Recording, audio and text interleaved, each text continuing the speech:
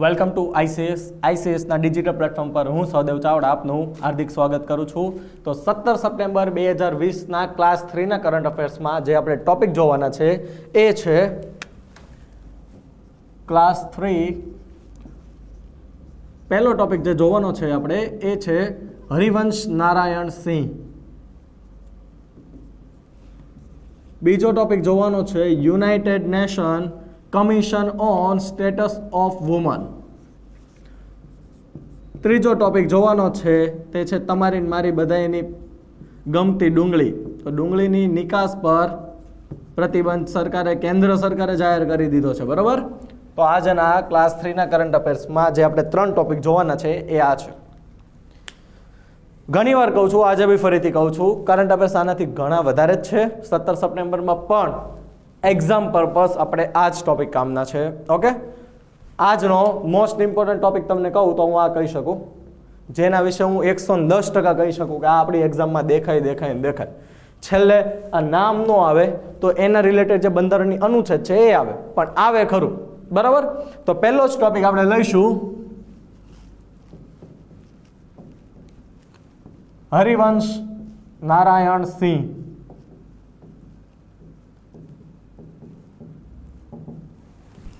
હરિવંશ નારાયણ સિંહ વાત કરું તો આપણે એનડીએના ઉમેદવાર છે, જેડીયુ પાર્ટીના બિલોંગ કરે છે, તેના સાંસદ છે. અને આ જે હરિવંશ નારાયણ સિંહ જે છે તેમની રાજ્યસભામાં ફરીથી, બરાબર, એટલે કે બીજી વખત ઉપસભાપતિ તરીકે વરણી કરવામાં આવી છે. એટલે કે ફરીથી ઉપસભાપતિ તરીકે હરિવંશ નારાયણ સિંહની નિમણૂક કરવામાં આવી છે. વાત કરું તમને તો આપણે જે હવે તમને મને ખબર છે કે ભાઈ રાજ્યસભા લોકસભા, શાસક બેસે તો વિપક્ષ બી બેસવાનું જ છે. તો જે આપણું વિપક્ષ હતું એમાં એ લોકોએ આરજેડી રાષ્ટ્રીય જનતા દળના સાંસદ હતા મનોજ ઝા, તેમને લોકોએ ઊભા રાખ્યા હતા વિપક્ષે, પરંતુ તેમની હાર થઈ છે. બરાબર. અને શાસક પક્ષ તરફથી હરિવંશ નારાયણ સિંહ હતા, જેને રાજ્યસભાના શાસક પક્ષના નેતા જે છે થાવરચંદ ગેહલોત, તેમણે ટેકો આપ્યો હતો. અને હરિવંશ નારાયણ સિંહ ફરીથી ઉપસભાપતિ તરીકે ચૂંટાઈ ગયા છે. હવે ઉપસભાપતિ વિશે વાત કરું. કરંટ તો આપણું ચલો અહીંયા આવી ગયું. આ આપણે બિન સચિવાલય છે, તલાટી છે, કોન્સ્ટેબલ, આ બધા એમ કામ લાગશે. અને આની પરથી મને એક વાત યાદ આવી. ગુજરાત સરકારે, તમને આઈડિયા હોય તો પરિપત્ર તમારે કદાચ આવ્યો છે. બરાબર. કોન્સ્ટેબલ છે, હથિયારી, આપણે પીએસઆઈ છે, એએસઆઈ છે, પીઆઈ છે, ડીવાયએસપી, તૈયાર રહેજો. બરાબર. હસી મજાકમાં નહીં લે. તમે જોયું હમણાં પરિપત્રમાં ઘણા લોકોએ 29/2 તારીખ આપી છે, બધા હસીમાં લે. એ તો ભાઈ ક્યારેક માણસ માત્ર ભૂલને પાત્ર થઈ જાય, પણ આવી રીતના દાંત કાઢમ રહેશો તો એક્ઝામ આવી જશે, ખાસ યાદ રાખજો. હવે એસટીઆઈ છે, ડીવાયએસઓ છે, પીઆઈ છે, તો એમાં એક વિધાન આપ્યું હોય તો એના રિલેટેડ જે બીજા વિધાનો છે એ તમારે કેવા બનશે? તો પહેલાં તો આપણે જે જીપીએસસી જે છે એમાં તમને ખબર હોય તો એના સિલેબસમાં એક ટોપિક છે કે ભાઈ વૈધાનિક છે, અવૈધાનિક સંસ્થાઓ છે અથવા પદો છે. તો આજે ઉપસભાપતિની હું તમને વાત કરું તો એક બંધારણીય પદ છે. હવે તમને એમ થશે બંધારણીય ને બધું શું? તો ભાઈ જેનો બંધારણમાં આપને ઉલ્લેખ જોવા મળે ને એવા પદને બંધારણીય પદ કહેવાય. તો તમને એમ થશે કયા પદનો નથી જોવા મળતો? તો તમને મને ખબર છે, આપણે ગુજરાતમાં અત્યારે નાયબ મુખ્યમંત્રી છે નીતિનભાઈ પટેલ. કેન્દ્રની સરકાર હતી તો જે તે સમયે આપણે સમજો ને ભાજપ છે, ભાજપ સરકારની જ વાત કરીએ, અટલ બિહારી વાજપેયીની સરકાર હતી ત્યારે નાયબ વડાપ્રધાન તરીકે લાલકૃષ્ણ અડવાણીની નિમણૂક કરી હતી. તો આજે નાયબ જે શબ્દ લાગે ને એનો બંધારણમાં કોઈ ઉલ્લેખ જ નથી. આ તો એનું વર્ચસ્વ થોડુંક સારું એટલે એને સારું લગાડવું આપણે બનાવીએ છીએ, તો એ બંધારણીય પદ નહીં કહેવાય. તો હવે જે આ ઉપસભાપતિ જે છે, મેં તમને કીધું એમ એક બંધારણીય પદ છે. બંધારણના અનુચ્છેદ 89, ખાસ યાદ રાખજો, અનુચ્છેદ જે 89 જે છે એમાં આપણને જણાવ્યું હતું કે કોઈ પણ રાજ્યસભામાં ઉપસભાપતિનું જો પદ અગર ખાલી થશે તો ઉપસભાપતિ માટે રાજ્યસભાના કોઈ પણ સાંસદને આપણે ચૂંટી શકીશું અથવા તો એ પદ પર આપણે એને લાવી શકીશું. બરાબર. એ સાંસદની આપણે પસંદગી કરી શકીએ. હવે આગળ જો તમને વાત કરું, મેં તમને કીધું એમ પદ ખાલી થાય તો, પણ એ પદ કેવી રીતના ખાલી થઈ શકે? તો એ પદ જે છે એ હું તમને એમ કહું તો રાજ્યસભાના સાંસદને આપણે પદ પરથી હટાવી દઈએ. હવે રાજ્યસભાનો જે સાંસદ હોય ને એને પદ પરથી હટાવવો હોય ને તો વાસ્તવિક બહુમતી જોઈએ. બહુમતીના બી ઘણા પ્રકાર આવે, આપણે ડિટેલમાં નથી જતા, ખાસ યાદ રાખજો. રાજ્યસભામાં જે આપણે ઉપસભાપતિ હશે એને તમારે હટાવવા હશે તો વાસ્તવિક બહુમતી જોશે. એની સિવાય જો તમને વાત કરું તો એ ભાઈ સામેથી જ રાજીનામું આપી દે તો બી એનું પદ ખાલી થઈ અને આ જે પદ પર દૂર કરવાની જે પ્રક્રિયા જે છે એ અનુચ્છેદ 90 માં આપેલી છે, બરાબર, ખાસ યાદ રાખજો. હવે રાજ્યસભાની જો તમને બીજી વાત કરું તો અવારનવાર સવાલ પૂછાય છે અને લોકો મિસ્ટેક બી કરે છે. જેમ કે મિસ્ટેક શું થાય છે? તો ભાઈ જે રાજ્યસભા જે છે એનો તમને મને ખબર છે કાર્યકાળ કેટલો આવશે? 6 વર્ષ, બરાબર. તો રાજ્યસભાના ઉપસભાપતિનો કાર્યકાળ કેટલો થશે? 6 વર્ષ ઉપસભાપતિ, બરાબર. તો પછી સભાપતિનો બી કેટલો થશે? કારણ કે રાજ્યસભા તો ભાઈ 6 વર્ષ માટે જ છે. પણ નહીં, સભાપતિનો જે કાર્યકાળ જે છે ને સાહેબ એ રહેશે 5 વર્ષનો. શું કામ? તો રાજ્યસભાના જે સભાપતિ જે છે એ હકીકતમાં હોદ્દાની રૂએ ઉપરાષ્ટ્રપતિ છે અને ઉપરાષ્ટ્રપતિનો કાર્યકાળ 5 વર્ષનો જ, ખાસ યાદ રાખજો. એટલે સભાપતિનો કાર્યકાળ 5 વર્ષ આવશે અને ઉપસભાપતિનો કાર્યકાળ 6 વર્ષનો આવશે. ખાસ યાદ રાખજો, આમાં કન્ફ્યુઝન ન થવું જોઈએ. આગળ તમને વાત કરું તો સંસદના લોકસભાના અધ્યક્ષ છે, ઉપાધ્યક્ષ છે, રાજ્યસભાના સભાપતિ અને ઉપસભાપતિ જે છે એ લોકો પોતાના બંધારણીય હોદ્દાના શપથ લેતા જ નથી. એટલે કે શું? તો ભાઈ લોકસભાના જે અધ્યક્ષ છે એ લોકસભાના અધ્યક્ષ તરીકે ન લે શપથ, બરાબર. એ લોકો પોતાના જે તે ગૃહના એક સભ્ય તરીકે શપથ લે છે. ખાસ યાદ રાખજો, પોતાના ગૃહના સભ્ય તરીકેના શપથ લે છે. તો હવે તમે લોકો પાછા મને એમ કહેશો તો સાહેબ હવે આ લોકો જે ગૃહમાં જાય છે તો એને બધા શપથ લેવડાવે છે તો એ અધ્યક્ષ હોય તો કોણ હોય? તો ખાસ યાદ રાખજો, લોકસભામાં જે લોકસભાનો અધ્યક્ષ બનાવવામાં આવે છે એને શપથ કોણ લેવડાવશે? નો ડાઉટ એને પહેલા એક સંસદ સભ્ય તરીકે જ શપથ લીધા છે, પણ એ લોકસભાનો અધ્યક્ષ બનશે એટલે એને જે લેવડાવશે શપથ લોકસભાના અધ્યક્ષની એને કહેવાય પ્રોટેમ સ્પીકર. ખાસ યાદ રાખજો, બરાબર. પ્રોટેમ સ્પીકર લોકસભાના અધ્યક્ષને પણ એની પહેલા લોકસભામાં ચૂંટાશે તો એક સંસદ સભ્ય તરીકે જ એક શપથ લેશે. એ સેમ વસ્તુ રાજ્યસભાના સભાપતિ અને ઉપસભાપતિ તરીકે પણ તમારે યાદ રાખવાનું છે. આગળ તમને વાત કરું તો ભાઈ લોકસભાના અધ્યક્ષ અને ઉપાધ્યક્ષ છે તે એકબીજાને રાજીનામા આપીને એ લોકો છૂટા થઈ શકે છે. જેમ કે કઈ રીતના? તો ભાઈ લોકસભાના અધ્યક્ષને રાજીનામું આપવું છે તો એ ઉપાધ્યક્ષને રાજીનામું આપી દેશે. ઉપાધ્યક્ષને રાજીનામું આપવું છે તો એ લોકસભાના અધ્યક્ષને આપશે. તો સેમ એવી રીતના રાજ્યસભામાં કે ભાઈ સભાપતિ અને ઉપસભાપતિ એકબીજાને રાજીનામું આપીને છૂટા થઈ શકે નહીં. નો ડાઉટ ઉપસભાપતિ છે એ રાજીનામું આપશે, ચલો સભાપતિને, પણ સભાપતિ ઉપસભાપતિને રાજીનામું ક્યારેય નહીં આપે. શું કામ? મેં તમને હમણાં વાત કરી હતી કે ભાઈ જે આપણા સભાપતિ જે છે એ હોદ્દાની રૂએ શું છે? ઉપરાષ્ટ્રપતિ. અને ઉપરાષ્ટ્રપતિ હોય ને એ રાજીનામું આપે રાષ્ટ્રપતિને. ખાસ યાદ રાખજો, એટલે રાજ્યસભાના જે સભાપતિ હશે એ રાજીનામું આપશે ઉપરાષ્ટ્રપતિ. અને જેવા ઉપરાષ્ટ્રપતિ રાજીનામું આપે એટલે એક વસ્તુ ખાસ યાદ રાખવાની, શું? એ રાજીનામું આપશે એટલે આપોઆપ રાજ્યસભાના સભાપતિની સીટ ખાલી પડી જશે. હંમેશા યાદ રાખજો, ઉપરાષ્ટ્રપતિ જેવું રાજીનામું આપે એટલે ભાઈ રાજ્યસભાના એવું ના હોય.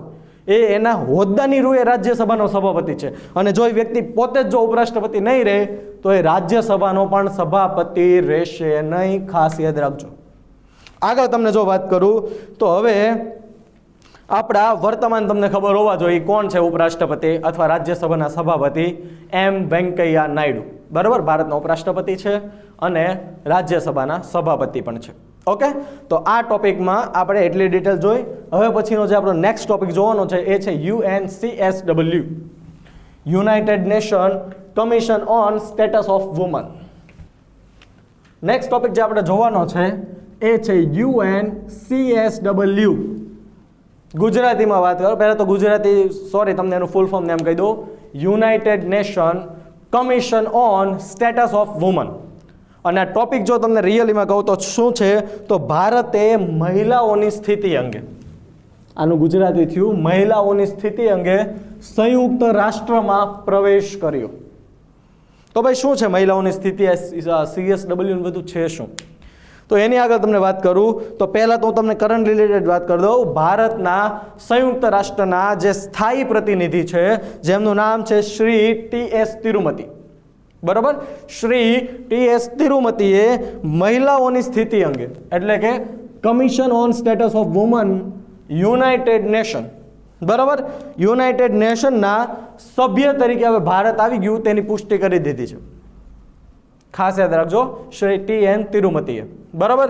અને એની આગળ જો તમને વાત કરું તો ભાઈ આ જે CSW સંસ્થા જે છે commission on status of women A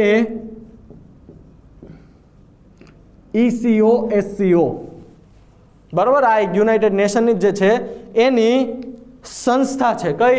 CSW એ આના અંડરમાં આવે છે. ECO SCO ગુજરાતીમાં જો તમને આનું નામ કહું તો આર્થિક અને સામાજિક પરિષદ. ખાસ યાદ રાખજો, આર્થિક અને સામાજિક પરિષદ, તેની પેટા સંસ્થા છે CSW commission on status of woman. હવે આગળ તમને વાત કરું કે ભાઈ આપણે યુનાઇટેડ નેશનમાં આમાં આપણે ચલો મહિલાઓની સ્થિતિ અંગે આયોગમાં આવી તો ગયા, તો શું યુનાઇટેડ નેશનમાં આપણો કોઈ કોમ્પિટિટર જ નહીં હોય? હું આપણે એકલા જ આવી ગયા? કોઈ દી ન બને આવું.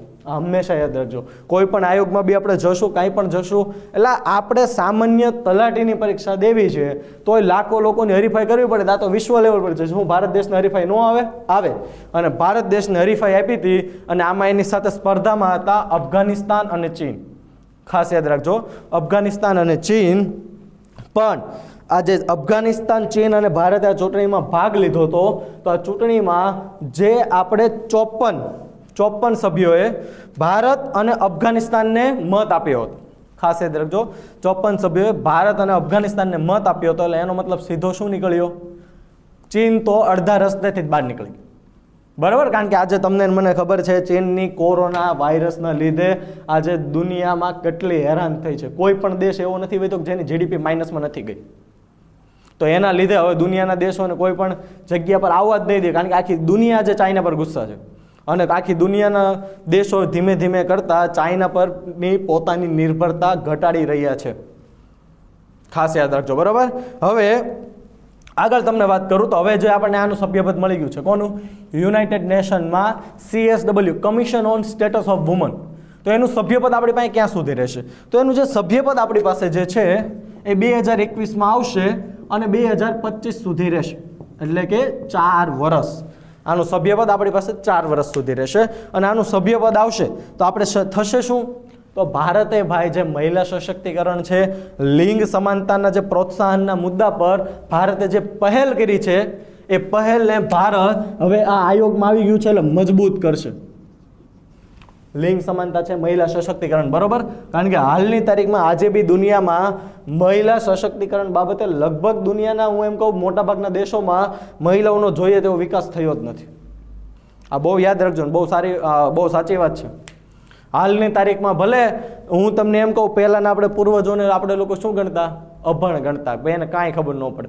પણ એક વસ્તુ એ બી યાદ રાખજો કે આપણા પૂર્વજો હતા. હા, હું તમને આપણે અંગ્રેજોની પહેલાંના સમયની વાત નથી કરતો, આપણે અંગ્રેજો ગયા પછીની વાત કરું છું. તો ભાઈ આપણા ગઢિયા લોકોએ કે આપણા પૂર્વજો છે એણે ક્યારે ભ્રૂણ હત્યા નથી કરી.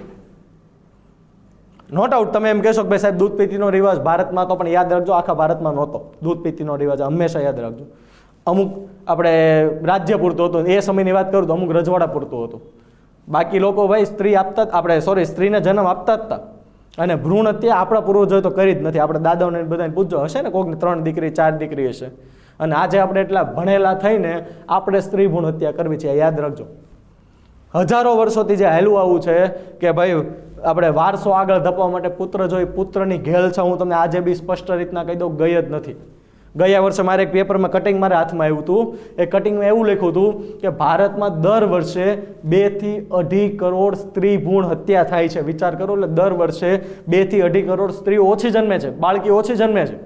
અને પછી આપણે શું કહીએ કે દીકરાઓ માટે ભાઈ વહુ નથી મળતી.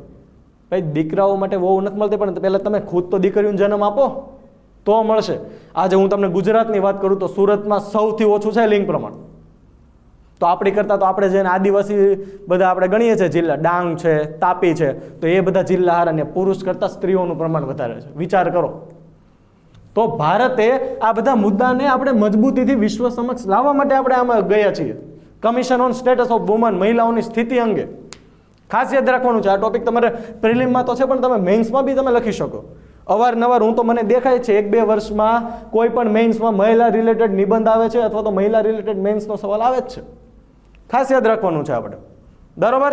અને એની આગળ જો વાત કરું તો આજે UNCSW જે છે, united nation commission on status of women, એ એક ભાઈ પ્રમુખ વૈશ્વિક આંતર સરકારી સંસ્થા જે છે એ 1946માં, બરાબર, 1946માં જાતિ સમાનતાને પ્રોત્સાહન આપવા, ખાસ યાદ રાખજો 1946માં જાતિ સમાનતાને પ્રોત્સાહન આપવા અને મહિલાઓના સશક્તિકરણ માટે આને સ્થાપિત કરવામાં આવી હતી. ક્યારે? 1946માં. કોની અંડરમાં છે? ECOSCO, આર્થિક પરિષદ અને સામાજિક પરિષદ, ખાસ યાદ રાખજો, બરાબર. હવે પછીનો આપણો જે નેક્સ્ટ ટોપિક જોવાનો છે એ છે ડુંગળીની નિકાસ પર પ્રતિબંધ, બરાબર. જોઈએ નેક્સ્ટ ટોપિક જે આપણે જોવાનો છે એ છે ડુંગળીની નિકાસ પર પ્રતિબંધ. હવે તમને એમ થશે કે ભાઈ ડુંગળીની નિકાસ છે સાહેબ, આ હું અમારે જરૂર પડવાની, ક્યાં એક્ઝામમાં આવવાનું? તો કદાચ તમને ખબર ન હોય તો કહી દઉં, 2018નું આપણે બજેટ આવ્યું હતું અને એમાં સરકારે એક નવું ઓપરેશન લોન્ચ કર્યું હતું, ઓપરેશન ટોપ. અને આ સવાલ GPSCમાં આવી ગયો હતો પ્રિલિમમાં કે ઓપરેશન ટોપમાં કોનો સમાવેશ થતો નથી. લ્યો, આવા બી ક્યારેક સવાલ પૂછાઈ જાય છે. તો આ સરકારે જે ઓપરેશન ટોપ લોન્ચ કર્યું હતું એમાં T એટલે ટમેટા, બરાબર, O એટલે ઓનિયન, P એટલે પોટેટો. સરકારે ટમેટા, ડુંગળી, બટાકા માટે ઓપરેશન ટોપ લોન્ચ કર્યું હતું. આવા સવાલ બી ક્યારેક આવી જાય અને ત્યારે બી ડુંગળી આવી રીતના ચર્ચામાં આવી ગઈ હતી. હવે તમને મને ખબર જ છે કે ભાઈ ગયા અઠવાડિયે ડુંગળીનો ભાવ 15 થી 20 રૂપિયા હતો ને આ અઠવાડિયે થઈ ગયો 60 થી 70 રૂપિયા. તો ભાઈ આપણે હવે આ ગવર્મેન્ટ લાઇનમાં તમે આવ્યા છો, ક્લાસ 3ની પ્રિપેરેશન કરો છો, DYSO કોઈ પણ, હવે ગવર્મેન્ટ લાઇનમાં તમે ઘૂસ્યા છો તો તમને સવાલ થવો જોઈએ આવું કેમ બને છે કે ભાઈ ભાવ વધે છે પાછું સરકાર એને ના પાડી દે છે. હવે તમે બધાને એમ બી સવાલ થયો ભાઈ બંધારણમાં આપણને મુક્ત વ્યાપાર કરવાની બી છૂટ આપી છે, તો સરકાર ભાઈ એવું કેમ કરી શકે કે ભાઈ ડુંગળીની નિકાસ તમારે નથી કરવાની? તો ભાઈ તમારા તો ભાઈ મૂળભૂત અધિકાર પર તો ભાઈ આ હનન થયું ને ભાઈ. તો ભાઈ આનું એક રીઝન છે. તો આ બધી વસ્તુ માટે સરકારે એક વસ્તુ બહાર પાડેલી છે, આવશ્યક ચીજ વસ્તુ અધિનિયમ 1955. કયું? આવશ્યક ચીજ વસ્તુ અધિનિયમ 1955. હવે સરકારે અત્યારે તો વાત કરું તો આવશ્યક ચીજ વસ્તુ અધિનિયમ 1955 અંતર્ગત કેન્દ્ર સરકારે ડુંગળીની નિકાસ પર પ્રતિબંધ મૂકી દીધો છે. તો ભાઈ સરકારે પ્રતિબંધ મૂક્યો છે તો એના કંઈક કારણો તો હશે. તો હા, એના જે કારણો જે છે એમાં તો પહેલી વાત કરું તો તાજેતરના ડુંગળીના જે જથ્થાબંધ ભાવોમાં સતત વધારો થઈ રહ્યો હતો, બરાબર. તો એ ડુંગળી તમને મને ખબર છે ગરીબોની કસ્તુરી કહેવાય. આપણા પૂર્વજો, આપણે બાપ દાદાને જ્યારે વેત નહોતો કાંઈ, લગભગ આપણે ગુજરાતની વાત કરું ને એમાં દક્ષિણ ગુજરાતની વાત કરું તો આપણા કાઠિયાવાડીઓ અહીં આવીને જ સેટલ થયા છે, બરાબર. તો જેથી આપણા બાપ દાદાઓને કાંઈ ફર નહોતી ને તેથી એ લોકો એક રોટલો ને ડુંગળી ખાઈને પોતાનું જીવન વ્યતીત કરતા હતા. ડુંગળી એટલી ઇમ્પોર્ટન્ટ છે એટલે જ એને ગરીબોની કસ્તુરી કીધી છે. તો એ જે સામાન્ય માનવી માટે ડુંગળી એટલી હદે ઉપયોગી છે અને ડુંગળીના જથ્થાબંધ ભાવમાં જે સતત વધારો થઈ રહ્યો હતો તેથી તેની કિંમતમાં જે આપણે વધારાની સીધી અસર જે લોકો પર પડે છે, કારણ કે મેં તમને કીધું એમાં ટમેટા છે, ડુંગળી છે, બટેકા છે, એના ભાવ પર જો કાંઈ પણ અસર પડે ને તો સીધી લોકો સુધી એની અસર પહોંચે. જેમ કે હું એમ કહું નાઇકીના બૂટનો ભાવ જે છે એ 3000 હોય ને સરકાર કદાચ 4000 થઈ જાય તો તમને મને એનાથી કાંઈ ફરક નથી પડવાનો, કાંઈ નહીં. નાઇકી નહીં પહેરવી, આપણું બાટા જિંદાબાદ. પણ ડુંગળીનો વધે તો ઘરે ઘર ફરક પડે. આજે તમને મને કદાચ એવી પ્રોબ્લેમ નહીં હોય પણ અમુક લોકો એવું છે રોજનું કમાઈને રોજનું ખાય છે, તો એ લોકોને 70 થી 80 રૂપિયાની કિલો ડુંગળી કેમ પોસાય? તો સરકારે આ બધી વસ્તુને જોતા સરકારે તરત જ એની નિકાસ પર પ્રતિબંધ મૂક્યો. બીજી જો તમને વાત કરું તો આપણું જે સાંખ્યિકી અને કાર્યક્રમ જે મંત્રાલય જે છે એણે આ ડુંગળી માટેનું CFPI મૂલ્ય ઊંચું ધારેલું હતું, બરાબર. CFPI મૂલ્યનું વધારે કર્યું હતું, એના માટે થઈને બી સરકારે એનો પ્રતિબંધ જાહેર કરવો પડ્યો. આજે જો હું તમને એની આગળ વાત કરું તો આજે ડુંગળીના ભાવ વધારાનું અલગથી બી એક રીઝન હતું કે ગયા મહિને તમને મને ખબર છે ઓગસ્ટમાં આખા દેશમાં કેટલો વરસાદ પડ્યો અને જે વરસાદ પડ્યો એના લીધે જે ડુંગળીનો તૈયાર પાક થઈ ગયો તો એને નુકસાન થઈ ગયું ને ઊભે ઊભા પાક બાળી નાખ્યો. હવે પાક બાળી નાખે એટલે અમુક લોકો બિચારા અમારી કાઠિયાવાડી લેંગ્વેજ છે તમને કદાચ નહીં ખબર પડે, વધારે પડતો જે તમારે વરસાદ પડે ને એટલે પાકને વધારે પડતું પાણી આપણે મળી જાય એટલે પાક ફેલ થઈ જાય અને અમારી કાઠિયાવાડી ભાષામાં કહેવાય પાક બળી ગયો. નકર અમુક લોકો શું થાય પાક બળી ગયો એટલે ઓલો ભાઈ ભડકો ભડકો કર્યો હશે, આગ નહીં. વધારે બી વરસાદ પડે જે પાક ફેલ થાય એને પાક બળી ગયો કહેવાય. આ કાઠિયાવાડી લેંગ્વેજ તમે DYSO STIની તૈયારી કરતા હો તો ભાઈ કલ્ચરમાં આપણે ખબર છે ને, બોલીઓ કરીને એક ચેપ્ટર છે ને જે આપણે સિલેબસમાં છે, ખાસ યાદ રાખજો બરાબર. તો આ જે પાક જે હતો ડુંગળીનો તૈયાર પાક એ આપણે બરબાદ થઈ ગયો, જે આ વર્ષે બજારમાં આવવાની તૈયારી હતી એટલે એ પાક ફેલ થઈ ગયો. હવે આગળ તમને વાત કરું કે ભાઈ આપણું મધ્યપ્રદેશ છે, ગુજરાત છે અને મહારાષ્ટ્ર, ત્યાં બી જે સ્ટોક હતો એ સ્ટોક પર આ મેં તમને કીધું એમ પાક નાશ થઈ ગયો, ભારે અસર પડી. એટલે તમે વિચાર કરો કે મધ્યપ્રદેશ છે, ગુજરાત છે કે પછી આપણું મહારાષ્ટ્ર, એ કેટલી ડુંગળી સપ્લાય કરતું હશે કે એના સ્ટોક બી પર બી અસર પડી તો આજે ભાવ એટલો થઈ ગયો. અને ત્રીજું રીઝન એ છે કે હવે જે ભાઈ આપણો ડુંગળીનો નવો પાક આવવાનો છે એ નવેમ્બર સિવાય તો શક્ય જ નથી આવે. તો નવેમ્બર સુધી લોકો ડુંગળી ખાવાનું બંધ કરી દે એવું તો નથી થવાનું. તો બસ આ જે બધા રીઝન હતા, જ્યાં વધુ વરસાદ પડ્યો, આ બધા ત્રણ જે આપણા સ્ટેટ હતા મધ્યપ્રદેશ, મહારાષ્ટ્ર, ગુજરાત, ત્યાં પાક ફેલ થઈ ગયો. નવો પાક બનતા વાર લાગે બરાબર. આપણે મેકડોનાલ્ડની ફ્રેન્ચ ફ્રાઈઝ નથી તરત તળીને કે તરત ઉગાડીને આપી દીધું, કુદરતી વસ્તુ છે, બનતા વાર લાગશે. તો એના માટે થઈને આ ડુંગળીના ભાવ વધ્યા. કારણ કે જેમ તમને જો આ જે મોટા મોટા જથ્થાબંધ વેપારીઓ હશે એને પળે પળની માહિતી હશે કે ભાઈ ડુંગળીનો સ્ટોક વધારે પડતો નાશ પામી ગયો છે, તો એ લોકો જેટલી ડુંગળી છે એને સ્ટોક કરવા મળશે. હવે સ્ટોક કરે એટલે શું થાય, બજારમાં માંગની અછત થઈ જાય. ઇકોનોમિક્સનો નિયમ છે શું, જેમ પુરવઠો ઓછો તેમ આપણે માંગ વધે, અને જેમ પુરવઠો ઓછો હોય ને એમ એની કિંમત વધે, તમને ખબર છે ને. અને જેમ પુરવઠો વધુ એમ એની કિંમત ઓછી. હવે આ નવેમ્બર પછી એક વાર ડુંગળીનો પાછો ખડકલો થઈ જાય તો પછી 7-8 રૂપિયા કિલો મળવા મળશે. પણ અત્યારે વધુ એનું કારણ શું, સ્ટોક છે, હકીકતમાં ચાલે એવો જ છે. પણ આ જે જથ્થાબંધ વેપારીઓ જે હોય મોટા મોટા એ લોકો સ્ટોક આપણે સંગ્રહ કરી લે. શું કામ, એને તો કેટલો ફાયદો થવાનો છે, સસ્તામાં લીધી છે, મોંઘા ભાવમાં જશે બરાબર. તો આવા બધા રીઝનના લીધે આપણે સરકારે અત્યારે ડુંગળીની નિકાસ બંધ કરવી પડી. કારણ કે અમુક વેપારીઓ શું કરશે કે ભાઈ ચલો ભારતમાં અત્યારે 60 રૂપિયા ભલે ભાવ થઈ ગયો, પણ એને ફોરેનમાં કદાચ જે ડુંગળીની નિકાસ કરે છે ને એને વધુ ભાવ મળશે તો બી એ શું કરશે, માલ આપણે ભારતના લોકલ લેવલ પર નહીં જવા દે. કારણ કે આપણે ભારતમાં તમે વિચાર કરો કે ભારતમાં શોર્ટેજ આવી તો જે મોટાભાગના નિકાસ કરતા હશે અમુક લોકોની તો નિકાસ બંધ થઈ જાય. એ 70-80% નાના પાયે નિકાસ કરતા હશે, એની નિકાસ બંધ થઈ તો જે દેશમાં ડુંગળી જતી હશે તો એ દેશમાં તો ડુંગળીની માંગ તો હશે જ. તો આ લોકો શું કરે, ભારતમાં તો આપણે હાલો 60 રૂપિયા ભાવ આવે, પણ વિદેશમાં શું કે ભાઈ 120 રૂપિયા ભાવ બોલતા જોતી છે. તો એ લોકો આ પડશે તો તરત એ લોકો ન્યા સપ્લાય કરવા મળશે. દેશના લોકો ભલે જે થવું એ થાય. અને આ વસ્તુ હજારો કાળથી હાલો. જેમ કે ઇતિહાસમાં થોડુંક ઘૂસું તો આપણે ટોપિકનું કામનું નથી, પણ હું એમ તમને કહું ઇતિહાસમાં પહેલો ગદ્દાર આપણે કોણ, ભારતનો.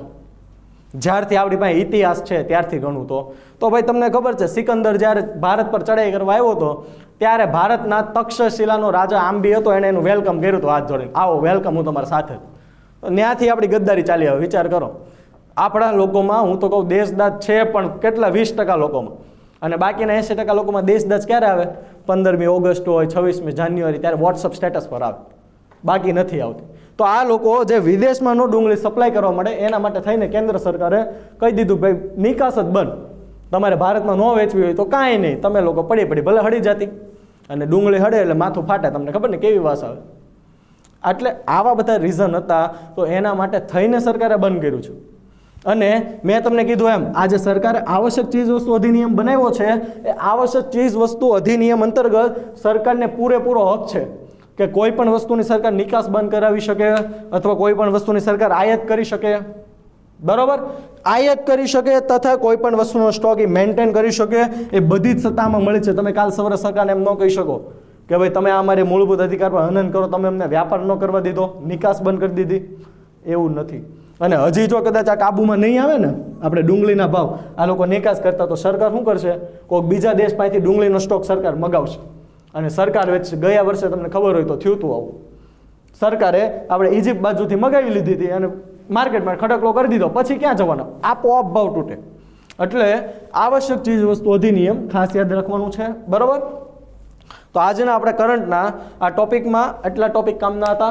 હરિવંશ નારાયણ સિંહ છે, ખાસ યાદ રાખજો. રાજ્યસભાના ઉપસભાપતિ ફરીથી ચૂંટાયા છે. અનુચ્છેદ 89 યાદ રાખવાની.